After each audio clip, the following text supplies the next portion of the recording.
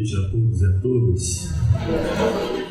Com muita satisfação que nós realizamos nesta noite mais uma edição do Quarta na Pós, como já foi apresentado, um programa permanente do Programa de Pós-Graduação e Desenvolvimento Social, já há mais de 10 anos em atividade, Quarta na Pós, e ela existe em razão justamente do trabalho contínuo dos nossos professores e também dos nossos acadêmicos, dos nossos mestrandos e doutorandos, sem os quais eventos como este não existiriam. Então, eu gostaria aqui nesse momento de agradecer, primeiramente iniciando já agradecendo os nossos mestrandos, mestrandas, doutorandos e doutorandas, pela condução desse evento, que de forma assim, muito eficaz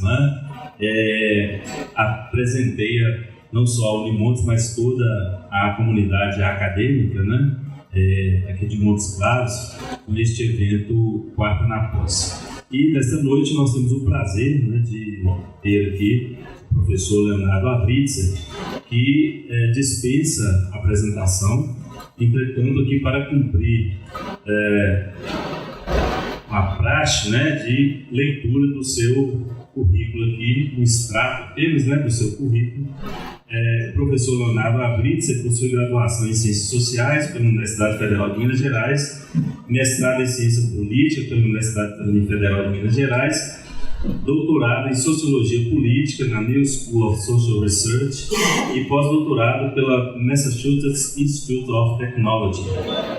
Atualmente é professor titular da Universidade Federal de Minas Gerais, foi representante da área de coordenação de aperfeiçoamento pessoal, CAPES, professor visitante da USP, da Tulane University, da Universidade de Coimbra, foi diretor da Associação Nacional de Pós-Graduação e Pesquisa em Ciências Sociais e atualmente presidente da Associação Brasileira de Ciência Política. É membro do Conselho Consultivo da International Political Science Association, é autor dos seguintes livros, entre outros, Democracia e Espaço Público na América Latina, A Moralidade da Democracia, que foi o prêmio de melhor livro do ano pelo Unbox, e Os Desafios da Participação na América Latina. E também nós temos dois livros também coordenados e escritos pelo professor Leonardo, como já anunciado anteriormente, à venda no hall de entrada. E hoje o professor lança o seu último livro, O Pêndulo da Democracia, e portanto, sobre isso que o professor irá discorrer neste momento. Então, sem mais delongas, eu passo a palavra ao professor Leonardo Avritzer para a sua exposição. Então, boa noite a todos. Em primeiro lugar, queria agradecer ao programa de pós-graduação aqui da Unimontes pelo convite. Agradecer também ao professor Elton pela apresentação, pela coordenação dessa mesa. E também agradecer a Maria Alice Silveira, que trabalha comigo, é uma natural aqui da Unimontes, por ter ajudado na organização desse evento. O livro Pêndulo da Democracia, ele está ligado a uma tentativa que eu acho que a ciência política brasileira e também a sociologia tem que fazer, de tentar entender de forma um pouco mais aprofundada a crise da democracia no Brasil, ou o que passa com a nossa democracia. Eu já estive em polêmica com alguns cientistas políticos brasileiros sobre a questão de se as nossas instituições estão fortes ou não, Acho que alguns cientistas políticos defenderam essa ideia aí durante até o ano de 2016, mas eu acho que hoje existe já um certo consenso que não se trata disso, A gente sabe que as nossas instituições não estão fortes, né?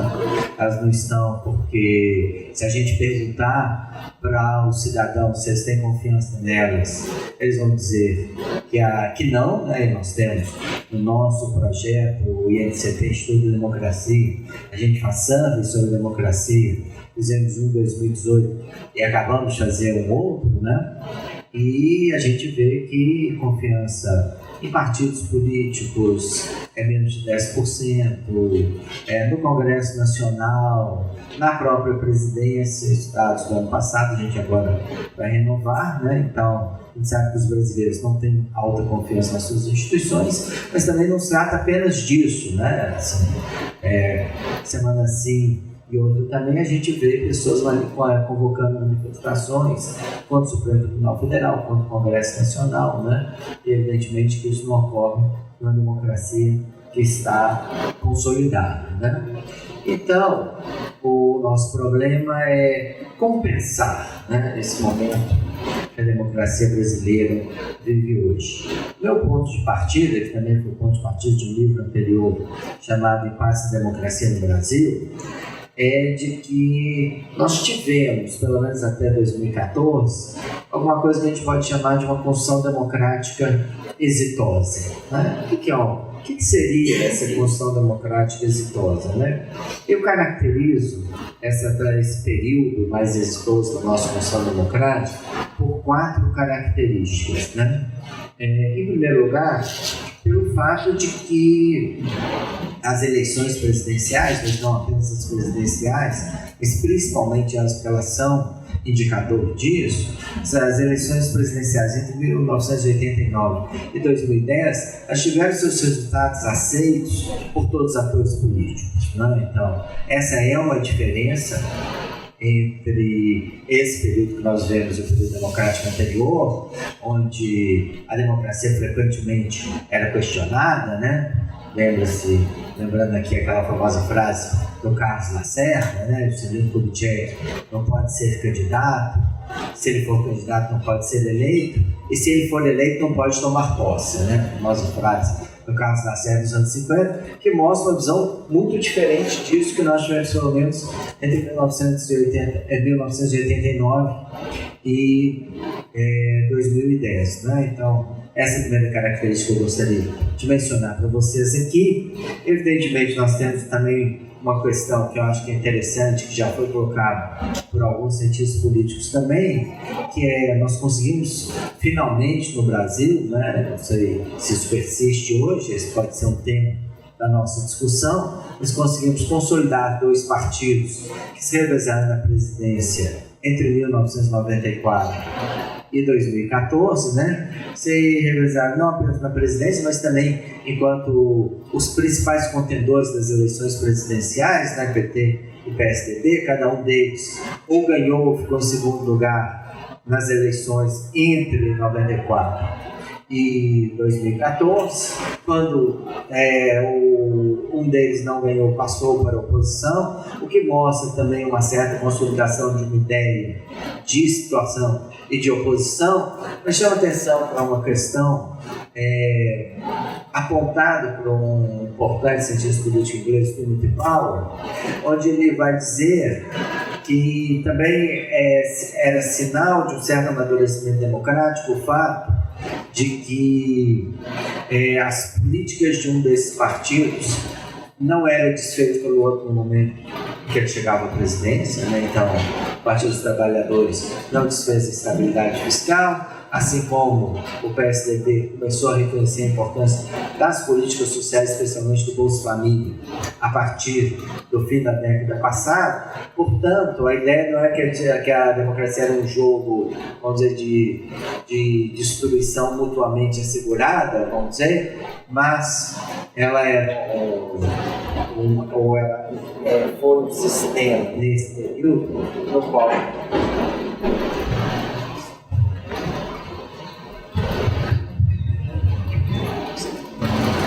ela foi um sistema nesse período no qual houve convergência em relação a questões importantes das políticas públicas, né? Chama atenção também para uma terceira questão que me parece importante, que foi muito apontada pelo cientista político Guilherme Ottoni, ainda nos anos 90, cientista político argentino, importante, muito influente em toda a América Latina, onde o Guilherme Ottoni dizia o seguinte: se a América Latina for ter democracia, não basta simplesmente ter eleições limpas ou um processo de asseguramento de que os ganhadores tomarão posse, mas é preciso também pensar qual será a relação entre os eleitos e as chamadas instituições contra-majoritárias, né?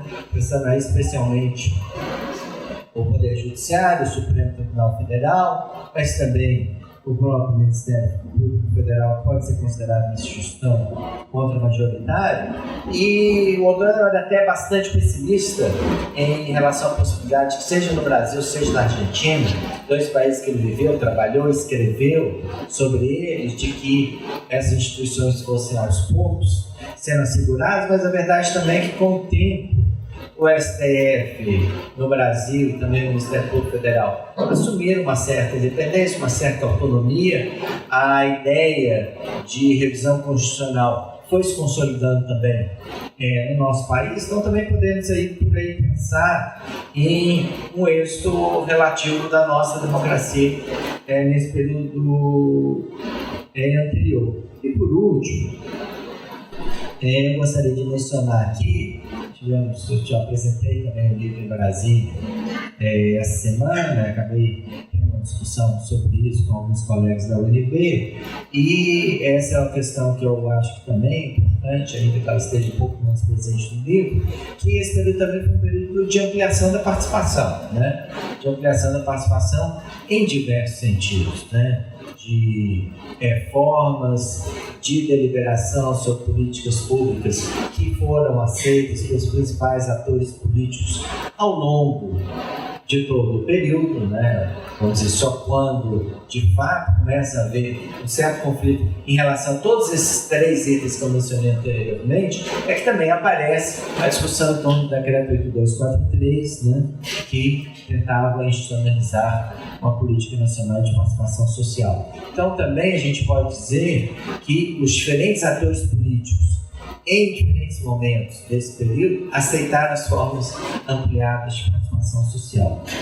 Então, se a gente pensa essa estrutura, a gente vê a ideia de um sucesso, especialmente comparado com o período democrático anterior, 46 e 64, certamente a gente vê a ideia de um sucesso, né? Sucesso marcado pelo papel das eleições, pelo revezamento de diferentes partidos no poder, pelo fato que os partidos que se revezaram no poder também revezaram políticas, né? Políticas públicas, e também pelo fato de que obedeceram às instituições contra-majoritárias e frequentemente ampliaram a participação para além da representação.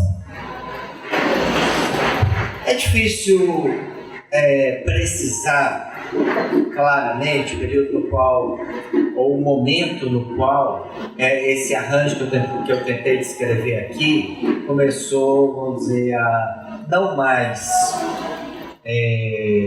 funcionar, né, ou não mais ser funcional para a democracia brasileira, mas provavelmente isso se iniciou em algum momento entre 2013 e 2014. Em 2013, o que a gente tem uma perda muito grande de legitimidade das instituições políticas, das principais formas de representação, mas também das principais formas de participação, elas passam a ser questionadas também em junho, nas manifestações de junho de 2013. E em 2014 a gente começa a ter problemas institucionais mais claros, né? Problemas mais claros no próprio funcionamento da institucionalidade democrática no Brasil, né? Então, a eleição é uma eleição muito polarizada, em seguida uma eleição polarizada, a gente teve o recurso do PSDB contra a nomeação do ex-presidente Dilma seu segundo mandato. Em seguida isso nós temos manifestações pedindo o impeachment em 2015, depois nós temos o impeachment em 2016 e depois nós temos um presidente que também foi pedido o impeachment dele, e que é o Michel Temer, até nós chegarmos em 2018, onde, vamos dizer, aqueles que ainda tinham alguma dúvida se as instituições brasileiras estavam fortes, tiveram muitos motivos para entender que elas não estavam fortes, né? Quais são esses motivos? Pelo menos 3 que eu gostaria de citar aqui. Em primeiro lugar, o problema da violência política, que começa ainda em janeiro de 2018 com alguém atirando contra a caravana do ônibus do então candidato à presidência e ex-presidente Lula, né? Em seguida, os tweets do general Vilas Boas, no momento que o STF ia julgar o pedido de prisão dele e a vigência ou não do artigo 5º da Constituição, muita polêmica nos dias de hoje. Em seguida, o atentado contra o tal candidato Jair Bolsonaro, no início de setembro, em Juiz de Fora, né, aqui no nosso estado de Minas Gerais. E, por último, a eleição de um candidato que, na minha opinião, sinalizava o fim da nova república. Né? Sinalizava o fim da nova república por qual motivo? Né? Isso é o que eu tenho dito, por 2 motivos principais. Né? Por 2 motivos principais, a eleição do Jair Bolsonaro sinaliza o fim da nova república. Em primeiro lugar, porque a nova república ela tinha um elemento comum em relação a todos os partidos, os principais partidos que ocuparam a presidência. Esse elemento comum era uma visão negativa, comum, em relação ao período autoritário anterior. Né? Então, seja PMDB, seja PSDB, seja o PT, todos os 3 tinham exatamente a mesma visão em relação ao período autoritário anterior, de que ele não era um período democrático, ele não havia sido um período, vamos dizer, positivo na história do nosso país. Né? Então, Jair Bolsonaro rompe com essa visão, como você sabe, né? Ele recoloca a ideia de que o período anterior teria sido um período positivo ou justificável, né? Então, isso ele rompe com o elemento comum entre PT, PMDB e PSDB, também outros partidos que eu poderia mencionar aqui, até mesmo os democratas. Né? Em segundo lugar, a segunda característica que eu acho da nova república rompida nesse período é a ideia de que a Constituição de 1988 é um documento que deve ser implementado, né? Ele é um documento que deve ser implementado, que deve ser o norte dos diferentes governos desse período. Evidentemente, que isso não quer dizer que todos os presidentes do Brasil entenderam a Constituição de 1988, ou que deveria ser implementado dela da mesma forma. Alguns entenderam que o problema era do ajuste fiscal, mas desde um governo fortemente fiscalista, como o Fernando Henrique Cardoso, foi o governo do começo da implantação do Sistema Único de Saúde, da institucionalização do financiamento do SUS, questões como a ampliação dos direitos civis, tiveram colocados nesse período por muitos, ou por todos os presidentes, né? Claro que então tivemos variações, mas a ideia era de que a Carta de 1988, especialmente em relação à sua tradição de direitos, era um documento comum que deveria ser a base dos diferentes governos, ainda que com diferentes ênfases. Mais uma vez a gente tem uma mudança dessa orientação no atual governo, que questiona, vamos dizer, elementos fortes da própria tradição de direitos civis instituída pela nossa Constituição de 1988.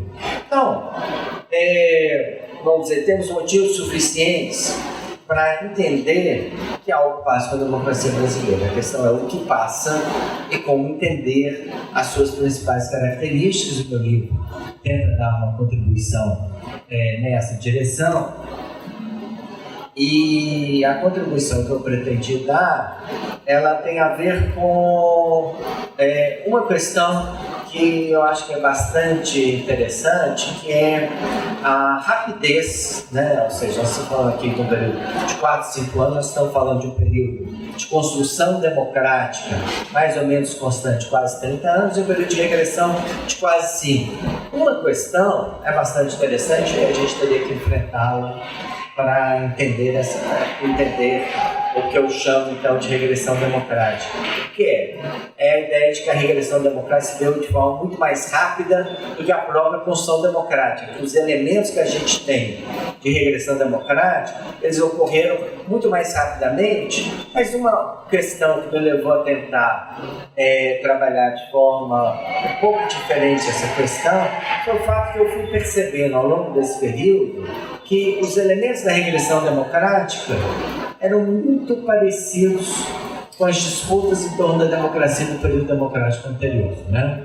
Então, comecei a observar isso quando eu li o recurso do PSDB contra a nomeação da presidente Dilma como presidente por um segundo período, o recurso feito ao TSE em 2014, e eu percebi que ali haviam algumas questões que lembravam disputas políticas entre a UDN e o PSD no período democrático anterior. Por exemplo, a ideia de que as maiorias, se são estreitas, podem ser questionadas, né? Essa ideia que caracterizou as ações da UDN no período anterior, mas a gente encontra ela também tal qual no próprio documento do PSDB, no qual ele diz: a diferença foi tão pequena que não é possível saber quem ganhou a eleição, né? Isso está ali, né? E é um discurso dos anos 50, né? Então,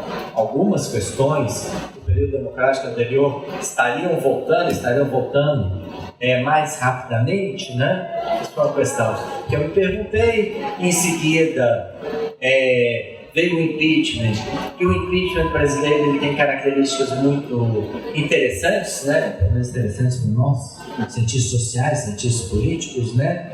Porque o impeachment, na verdade, é uma lei de 1950, né? A lei de 1079 é uma lei de abril de 1950, feita quando Getúlio Vargas decidiu, né, se candidatar pela via eleitoral ao segundo período como presidente do Brasil, e ali foi feita a Lei 1079, e uma das características interessantes da Lei 1079, que marca esse período, é justamente o fato de que ela diverge muito, a gente pode dizer, da tradição anglo-saxã, né? Vocês devem estar acompanhando, existe nesse momento o processo de impeachment do presidente Donald Trump dos Estados Unidos, mas as questões que estão sendo colocadas ali são questões que estão numa tradição constitucional mais forte, que fala que o presidente só pode ser impedido por crimes graves, né? No caso ali, crime contra a segurança nacional, ou até mesmo crime que você poderia classificar como traição, né? Ou seja, né, a cooperação com o pedido para que uma potência estrangeira, um governo estrangeiro, no caso a Ucrânia, investigasse um candidato da oposição, né? Então, crime grave na tradição do impeachment da Constituição, tal como está colocado na Constituição dos Estados Unidos. A Lei 1079, ela não é assim, né? E essa é uma questão que eu trato no livro, eu tento mostrar que o nosso presidencialismo, ele, na verdade, ele é frequentemente questionado por questões muito menores. E que também o impeachment nosso, ele não é um impeachment, ele não é um evento raro, ele não é um evento que está ligado a crimes graves, né? Na verdade, se a gente observar com um pouco mais atenção a questão do impeachment, uma das questões que a gente vai perceber é que houve uma tentativa de impeachment contra o Getúlio Vargas, né, em maio de 54. Depois, quando a gente retoma o nosso período democrático, um pedido de impeachment contra o presidente Sarney, o presidente Collor é impedido, existe uma votação no Congresso sobre a aceitação ou não do impeachment do ex-presidente Fernando Henrique Cardoso. Em seguida tem o impeachment da presidente Dilma, um pedido de impeachment Michel Temer, e é provável que exista um pedido de impeachment do atual presidente Jair Bolsonaro. Se a gente pensar então, a gente percebe o seguinte: em todo o período da Nova República, apenas um presidente eleito que entregou um mandato, não houve pedido de impeachment contra ele, que foi o ex-presidente Lula, né? O Itamar Franco também não houve pedido de impeachment contra ele, mas ele estava completando o mandato. Então, qualquer questão aqui que eu tento colocar no livro e que eu apresento para vocês, a questão é: o impeachment no Brasil é política normal, né? O impeachment no Brasil é, vamos dizer, uma legislação que, na verdade, permite a remoção de presidentes eleitos contra a vontade de soberania popular.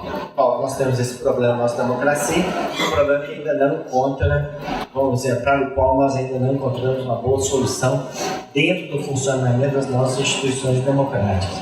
E a terceira questão que eu chamo atenção no livro é a questão dos militares, né? Que parecia... Eu, na verdade, quando comecei a escrever o livro, no final de 2016, na verdade tinha duas questões: o impeachment e a questão do judiciário, do funcionamento do judiciário, da maneira como o judiciário se colocava na nossa democracia. Mas depois cheguei à conclusão que nós tínhamos pelo menos três questões e que o problema militar não era um problema que estava resolvido na democracia brasileira. Na verdade, cheguei à conclusão sobre essa questão, né, ainda no ano passado, em primeiro lugar, com essa questão do tweet do general Vilas Boas. Em seguida, quando houve o atentado contra o atual presidente, o candidato Jair Bolsonaro, o general Milton Mourão, então, candidato a vice, ele falou: bom, então se a questão é da coerção, nós os militares somos os profissionais da coerção e atuaremos tal qual, até que nós chegamos a uma situação no qual o atual governo de Jair Bolsonaro, ele tem mais 120 pessoas, 120 militares em cargos em segundo escalão. Ele tem mais militares em cargos pelo segundo escalão do que o último presidente militar no Brasil, o ex-presidente João Batista Figueiredo. Então existe uma questão militar, né, que mais uma vez não está resolvida na nossa legislação, e também não está resolvida porque o próprio artigo, né, acho que é o 241, se não me engano, 242 da Constituição, ele coloca que as Forças Armadas poderão atuar na manutenção da ordem a pedido de um dos poderes. Mais uma vez, assim como o nosso impeachment não está na tradição democrática normal, vamos dizer, esse artigo sobre a intervenção dos militares também não está na tradição democrática normal. A Constituição dos Estados Unidos não tem um artigo assim. A Constituição da França também não tem um artigo assim. Se a gente olhar para os nossos vizinhos, a Constituição da Argentina, do Chile também não tem um artigo assim. Logo, só nós temos. E a pergunta que é a pergunta que eu me faço no livro, é por que o Brasil tem essas formulações institucionais ou constitucionais tão atípicas, né? A pergunta que eu faço no livro, que eu tento responder no da democracia no Brasil.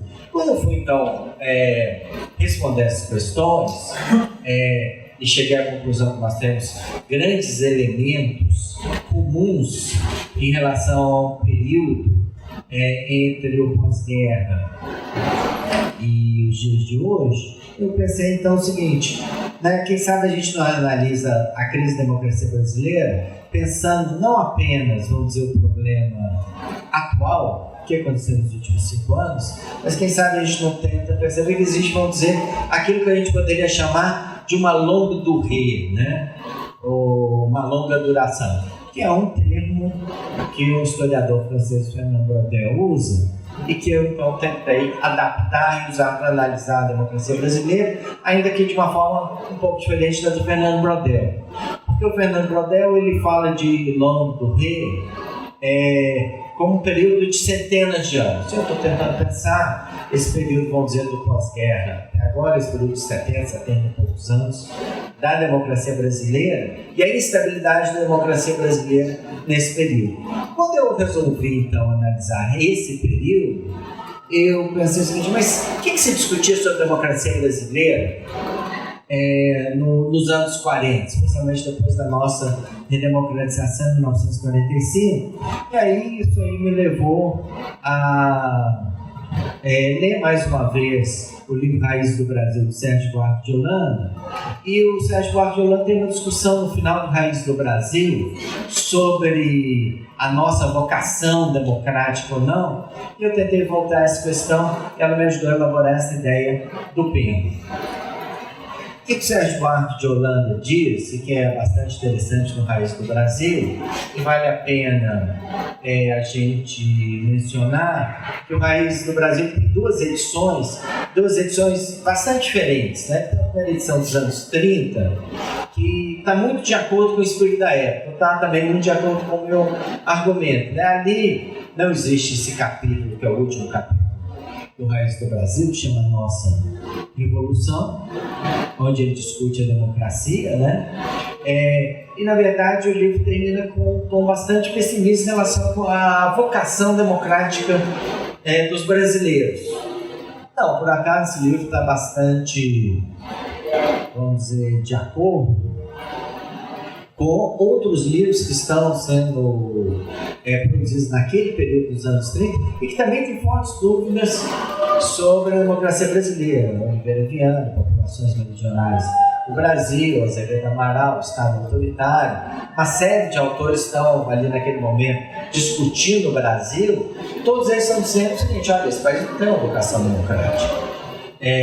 Mas veio o período do pós-Segunda Guerra Mundial e um pouco alguns desses autores, vamos dizer, saem do centro, né, como o caso de Oliveira Viana, um autor extremamente importante dos anos 30 até 40, 41, mas sai completamente de moda, né? Alguém aqui já leu Oliveira Viana? Vamos dizer. Mas alguém já leu? Quem leu o Sérgio Buarque? Né? Oliveira Viana saiu de moda, mas o Sérgio Buarque não, né? E o Sérgio Buarque, o que ele faz na segunda edição do Raiz do Brasil, né?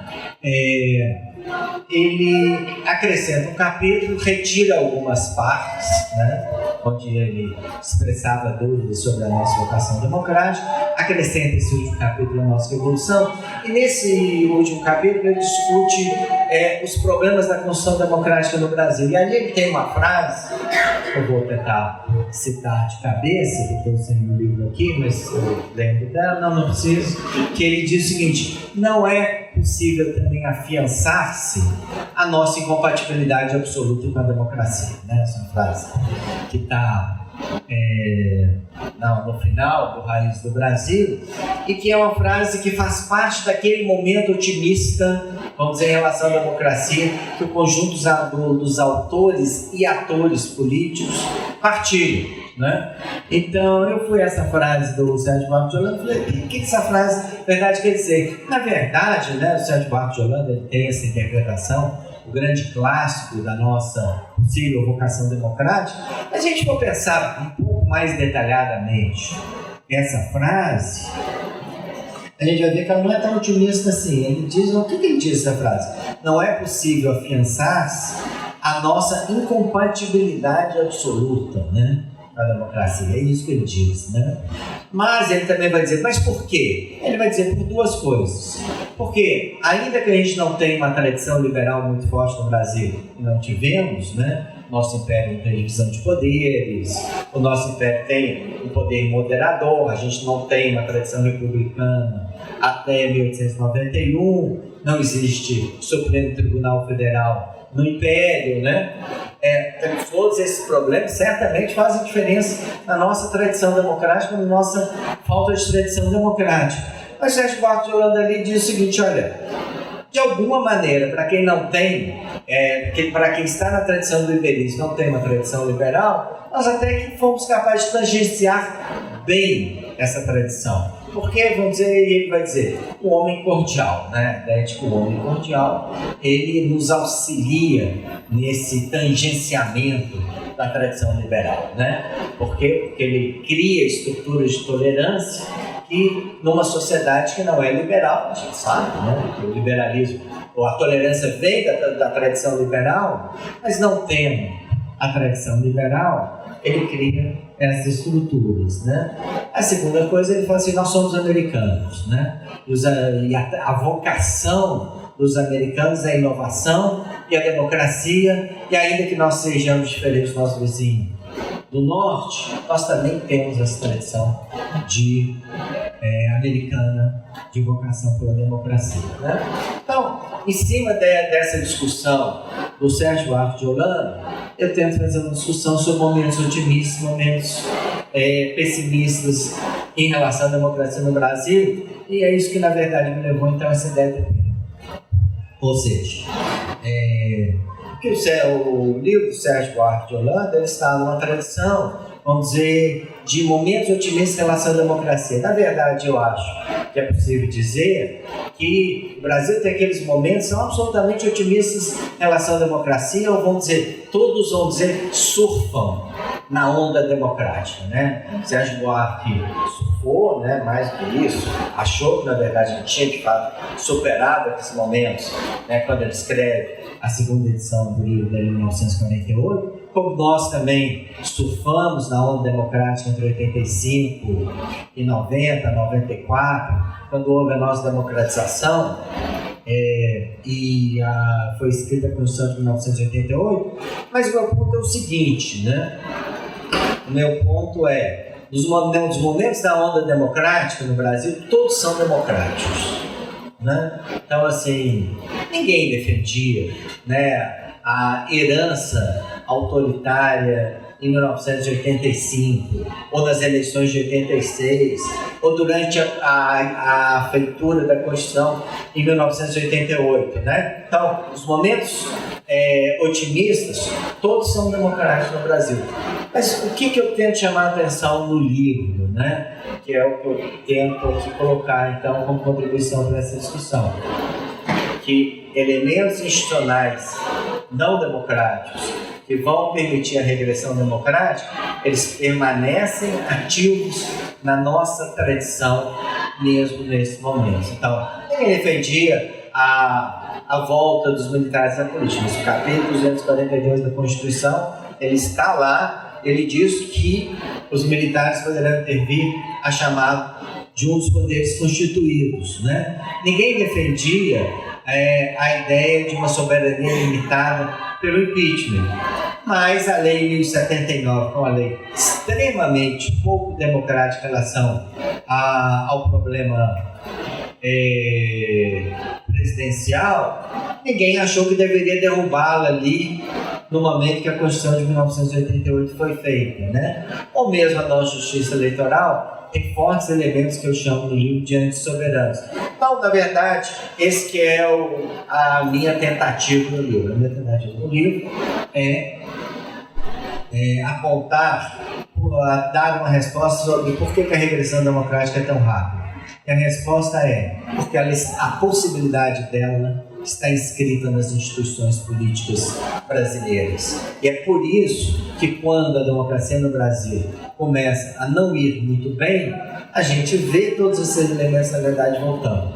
O impeachment, a justiça eleitoral se colocando acima dos candidatos, ou os militares colocando como, vamos dizer, guardiões de certos interesses das elites, né? Então, não só nós não temos elites democráticas, né? As nossas elites oscilam entre a democracia e a não democracia, esse é o argumento do livro, como também nós temos frequentemente classes médias, né? E a gente pode discutir um pouco mais a visão que eu tenho de classes médias no livro, mas nossas classes médias frequentemente se alinham também às elites, né? Elas também vão defender essas mesmas estruturas, né? Então, é isso que eu estou fazendo para vocês aqui.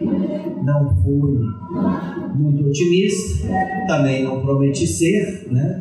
Então, o que eu estou trazendo para vocês é uma tentativa da gente entender melhor os elementos de regressão democrática na nossa